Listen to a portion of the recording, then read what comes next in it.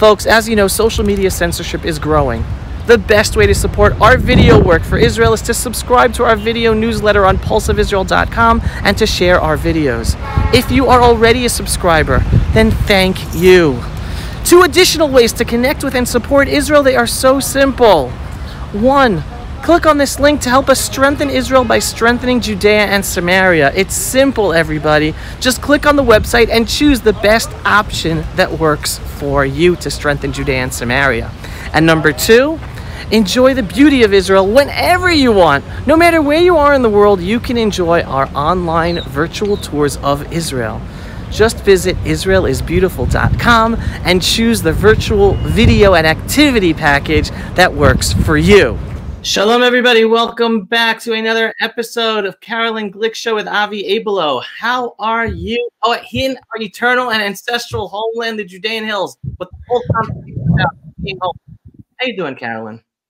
We're doing okay, you know. As you know, for now, knock wood, we're in about the safest place in the country. We haven't had problems in a major way. Although I saw that there was a shooting attack by Hebron just this morning. So you know, everything is so far so good, and we'll just have to see. Our country isn't at war, as you know.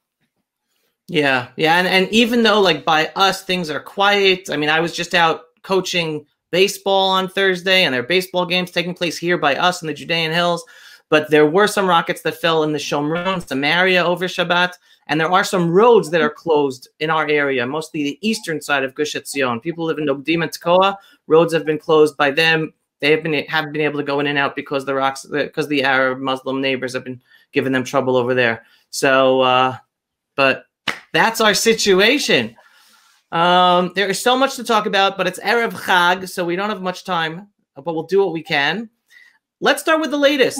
The latest is Israel took out a tower building in Gaza that was used as a Hamas headquarters, but it was also used as the head offices for the major global media companies, including AP, including Al Jazeera. I think there were others.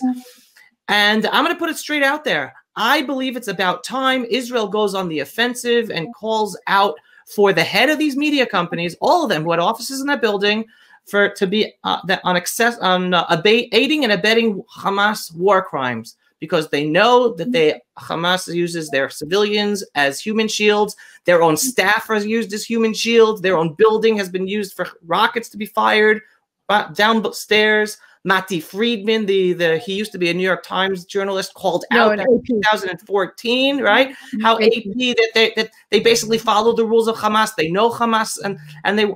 I want to go on the offensive. I want Israel and the Jewish world to go on the offensive. These media companies should be put on trial for war crimes, but instead they're calling us the criminals because we bombed the building. What do you say? I think that there's a lot to that. I think that the media have been central actors in the Palestinian war against Israel, and they've been doing so willingly. They know that they're being used as pawns. They know, or actually as strategic communications tools, and also as collaborators. They're agents of Hamas. They're agents of the PLO. They were agents of Saddam Hussein during his regime. They're agents of these enemy regimes against Israel and against the United States, and they're doing it willingly. And I think that that's really something that that this latest strike makes very clear, as does the outrage expressed by the heads of Associated Press for Israel bombing the building where they had their operations headquartered in Gaza for the past 15 years. This is really a stunning thing on 2 levels. One is that for 15 years, these people have been cohabitating with a Hamas military installation. I think it was military intelligence headquarters. They're sitting with military intelligence in Gaza, which is controlled by a terrorist organization, an illegal terrorist organization. So from the get-go, they didn't really have anything to do there in the first place. And obviously anything that they were reporting out of Gaza, this is irrespective of where they were located in Gaza had to be considered suspect and had to be considered pro-Hamas propaganda, because this is a totalitarian regime and these people live at their mercy. In the past, we've had assaults against journalists in Gaza. They had Fox News reporter was kidnapped. Other reporters have been kidnapped across the years by Hamas.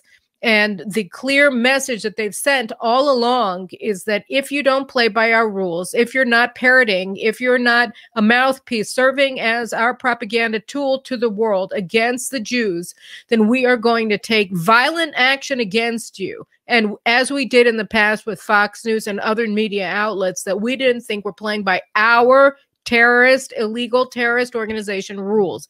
Here you have Associated Press, one of the largest, if not the largest news agencies in the world, along with Al Jazeera, which is run by Qatar, which of course is Hamas's most open, overt state sponsor. They finance all their operations every month.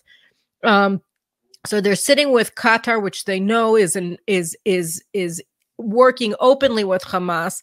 They call themselves reporters, but the most important story is about themselves, is about the fact that they are serving as human shields willingly on a voluntary basis for Hamas now for 15 years.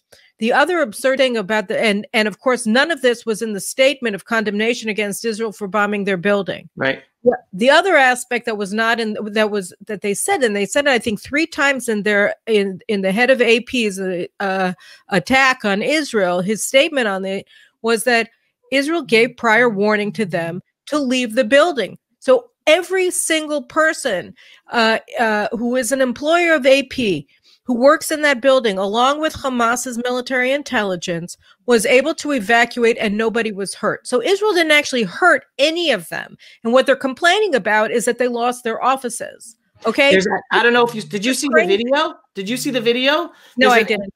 There is a video of the manager of that building talking on the phone with the IDF officer who called to warn them. And he's saying, please give us a 10-minute extension.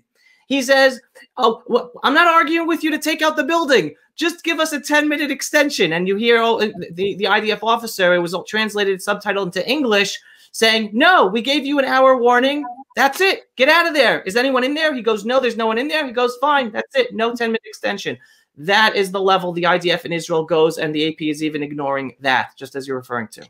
تسال المسؤول وتقول له احنا يعني 10 دقائق ما حيصير شيء بين الساعه 3 والساعه 3 و10 العماره مش حترجع ثاني خلاص يعني احنا بدنا 4 تنفار بس 4 وكلهم لابسين الدروع مش حيروحوا يجيبوا اجهزه قتاليه ولا حيجيبوا كاميراتهم وشغلهم هذول كانوا في بث مباشر يعني هاي تو كلهم هاي بنشوفهم تو رجعوا كانوا كلهم في المستشفى في مكان وين قتلوا ال10 انفار امبارح في المجزره هذول كلهم هيك الناس الجايه ما في حدا منهم مخرب اذا اعطينا 10 دقائق يساور المسؤول قول له يعني 10 دقائق ما حيصير شيء اتفضل يدخل العماره ولا واحد صار على الناس احنا محترمين رايكم يا عمي احنا ما بنقول لكم بدنا نيجي غصب عنكم اعطينا 10 دقائق لا اخوي ليش 10 دقائق الجريت احنا صار لنا ساعه بالنسبه للناس بدنا انه الناس يرجعوا للعماره للبرج بدنا خطر من شانهم مش من شاني هذا حياتهم مش حياتي بقول احنا الا نتجادل معك الا 10 دقائق لو في ال10 دقائق سمحت لنا نروح كان راحوا جابوا الاجهزه تاعتهم ورجعوا يعني احنا مش باكين على الجهاز خلاص انت بدك تسويه سويه احنا يعني تعب عمرنا كله راح باتنا ذكرياتنا حياتنا ضيعتوها بدك تتكلمني هالوقت على كاميرا ما بدي احكي على كاميرا خلاص ما بدي اللي بدك اسويه انا حسكر واعمل اللي بدك اياه في رب كبير تفضل يا ابا صل على النبي اللهم صل على سيدنا محمد لقيت في ناس بالبرج ولا لا لا ما في ناس لا ما في ناس لا ما في ناس لا Well, I mean, it shows 2 things. It shows their contempt for Israel, right? Oh, yeah, we got a warning, but we're not going to take them seriously because we're AP and they wouldn't dare do anything to us, even though we're serving as human shields for Hamas. We are committing, as you said, a war crime because they're doing it voluntarily. They're not hostages. These people can leave Gaza at any time. All of their international journalists, they can all leave. So they're staying there voluntarily. They're working in an office, they're sharing an office building with Hamas military intelligence. intelligence, and they're acting in contempt for IDF, thinking that they can continue to protect Hamas and its assets by demanding an extension of 10 minutes to try to make the IDF look weak or to lose its will or whatever. And the other thing is that they have not reported the story of themselves. For 15 years, they've been presenting their news from Gaza as actual fact when all it is propaganda. And then again, Israel didn't hurt them. So all of these things taken together show that AP is a terror, it's not that they're hiding or that they're giving biased coverage. No. They are a terror asset. They have been working as a terror asset, and it also paid the concept that there's any free reporting in Gaza. And it shows, I think, the very sick pathological nature of the Western media today, that they're so willing to serve as allies, as collaborators, as partners for terrorist organizations. This goes up and down the chain of the AP and AFP and other news agencies that have been caught over the years openly collaborating with Palestinian terrorists as they launch war against Israel. They are their propaganda arms. They are like a unit, an auxiliary unit of Hamas, because they are pretending that they are reporting news, and what they are actually doing is serving as human shields voluntarily for Hamas to undermine Israel's war effort, and two, they are publishing as fact Hamas propaganda to the world. Pulse of Israel, frontline videos from the Holy Land. Support our work by donating today.